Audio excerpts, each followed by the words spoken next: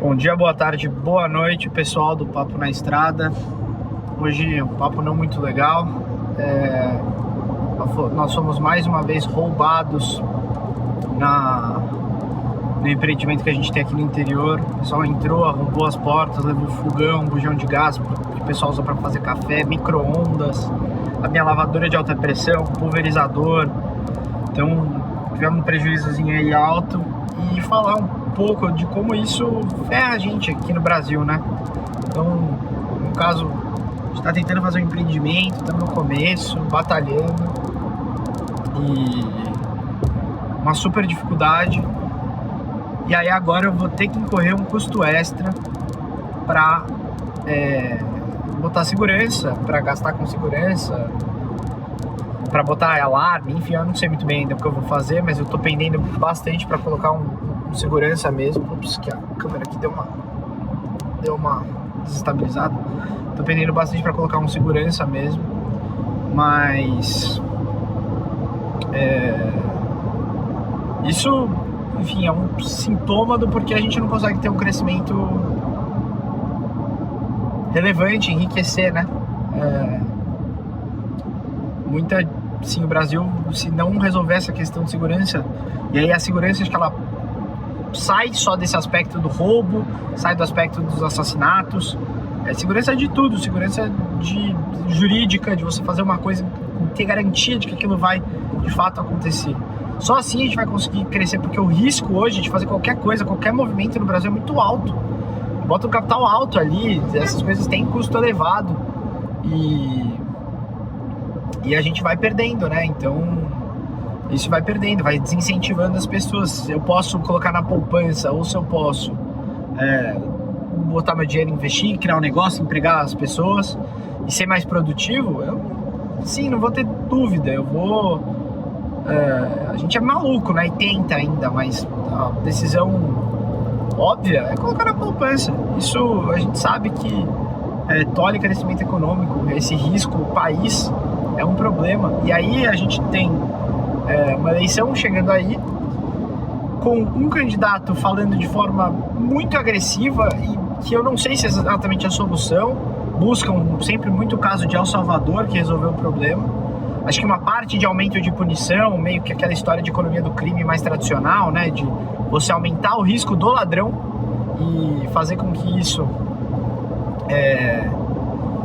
diminua a chance dele cometer um crime. Acho que isso é um caminho legal, mas eu não sei se é uma grande solução, a bala de prata. Acho que o Brasil tem que pensar muito bem sobre essas questões, porque desigualdade, eu não sei se é exatamente a questão, porque a gente tem outros lugares em que a desigualdade é tão alta quanto e índices de criminalidades bem mais baixos.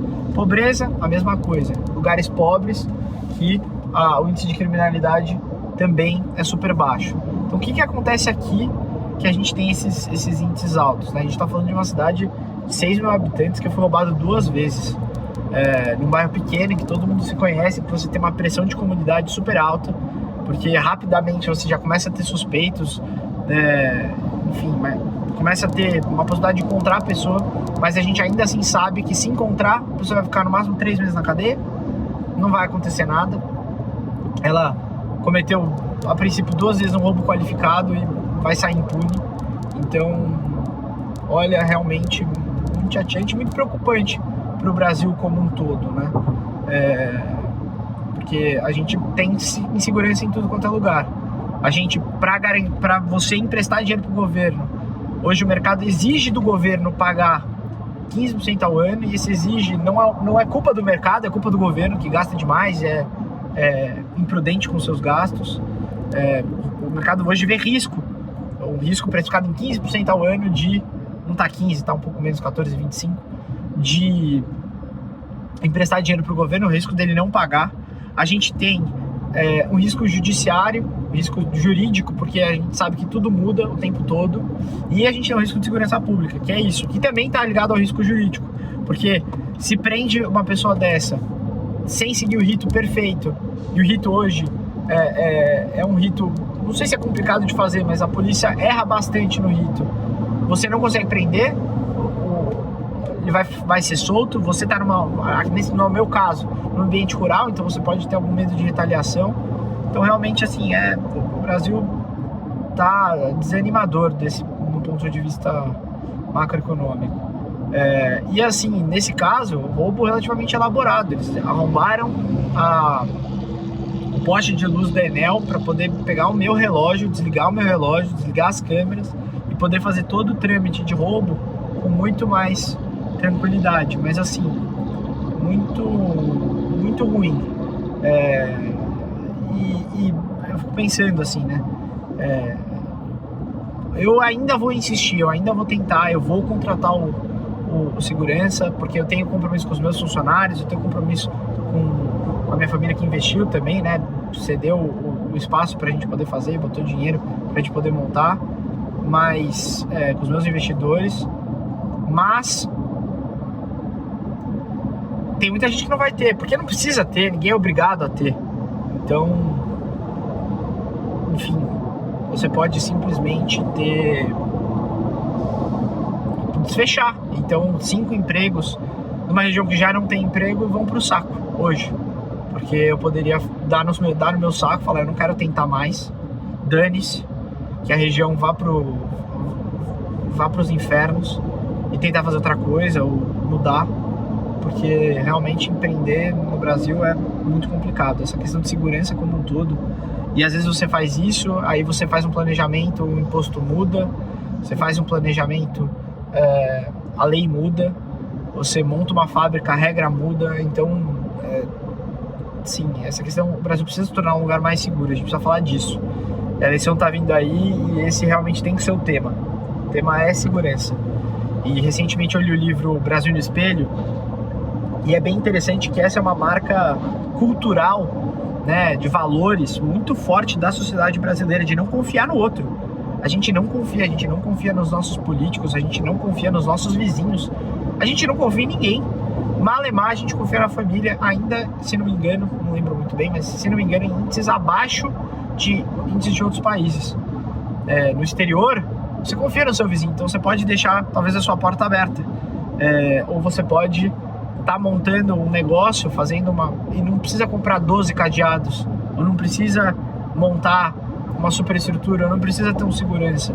Isso é menos custo, isso viabiliza, isso faz com que você consiga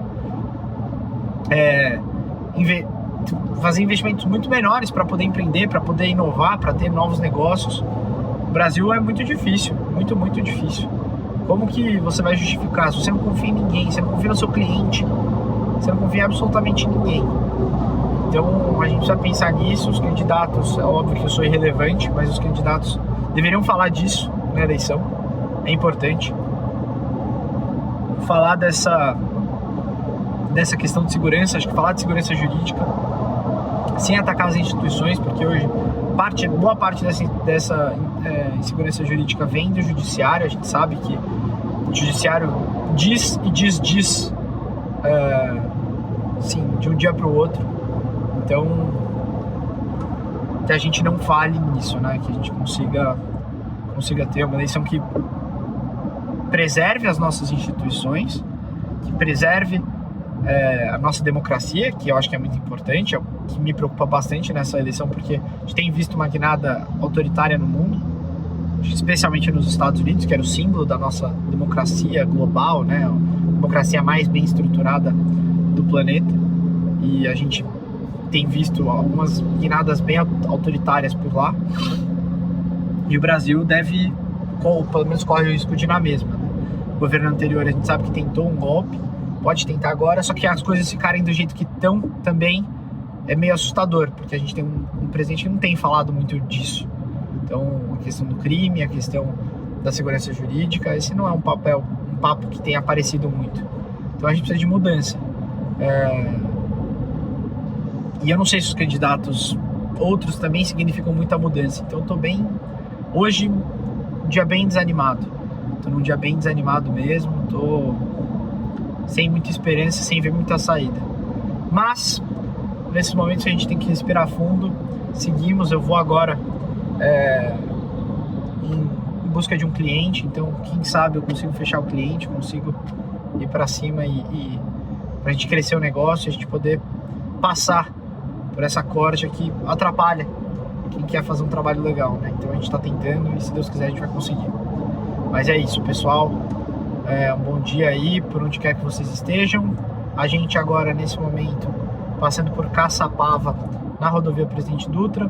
Hoje um trânsito bem carregado na Dutra, acho que vocês estão vendo. Peguei um acidente um pouquinho para trás, mas daqui para frente a ideia é melhorar. Acho que ele tá até, o Waze aqui tá sugerindo eu pegar Carvalho Pinto, então já troco de estrada daqui a pouquinho, tá bom?